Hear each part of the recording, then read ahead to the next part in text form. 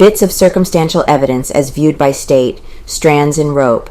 Atlanta, Georgian, August 8, 1913, by O.B. KEELER. They call it a chain that the state has forged, or has tried to forge, to hold Leo Frank to the murder of Mary Phagan. But isn't it a rope? A chain, you know, is as strong as its weakest link. Take one link out and the chain comes apart. With a rope, it's different. Strand after strand might be cut or broken, and the rope still holds a certain weight.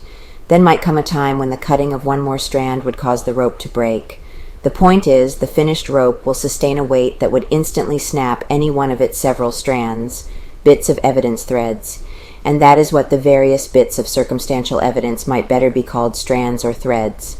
Edgar Allan Poe, in The Mystery of Marie Roget, has nearly exhausted the philosophical phase of accumulative circumstance and its relation to evidence.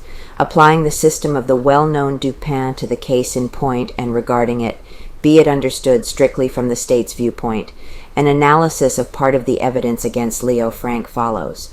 First off, the isolated circumstance of Conley's ability to write would seem as futile as a smoke wreath in sustaining any weight of evidence, except against Conley himself.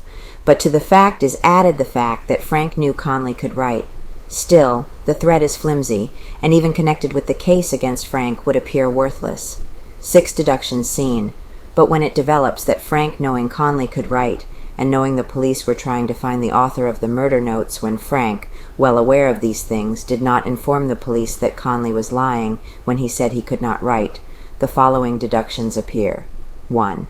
That Frank did not want to connect Conley with the murder notes, which, 2, would have been the natural and prompt inclination of a suspected man who knew nothing of the crime himself, so that 3, it appeared Frank knew something of the murder, and 4, knew that Conley knew he knew something of the murder, which, 5, justified the conclusion on the part of the state that Frank feared to implicate Conley, lest 6, Conley, in turn, tell something that would implicate him. Of course, this stand may be broken entirely by the defense, showing Frank never knew the police were ignorant of Conley's ability to write before the police learned it themselves.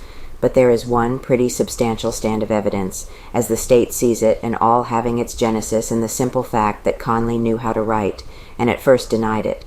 But that strand of itself surely would fail to carry the burden of the case. There must be others. Even Conley's story is strong only by reason of many strands that surround and support it. Presented to a jury, round and unvarnished, tainted by the reek of false affidavits, and weakened by the dry rot of self-interest, Conley's story never would win a verdict against Leo Frank. But there is the shred of the murder notes. Conley's story draws support from that. There is the time factor brought out by the expert testimony. Conley's story twines itself about the prop of science. There is the agitation of Frank noticed by Newt Lee in the middle of the afternoon. Conley's story provides for that.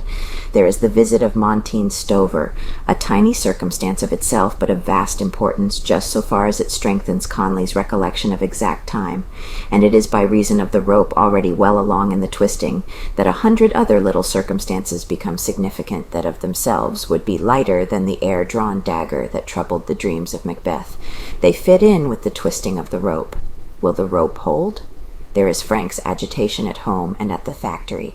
There is the ugly story of habitual chats at the factory, guarded by Conley as watchman, and the sending away of Newt Lee that afternoon, and the seeing of Conley by Mrs. White, loitering at the place he fixes for himself as watchman, and at the time, and the alleged reluctance of Frank to confront Conley at the jail, and all the rest of it. So many little incidents, and most of them small to triviality in themselves. The point is, each strengthens the other until the fragile threads become a rope. Will it hold after Frank's lawyers have presented their side of the case? The jury must decide.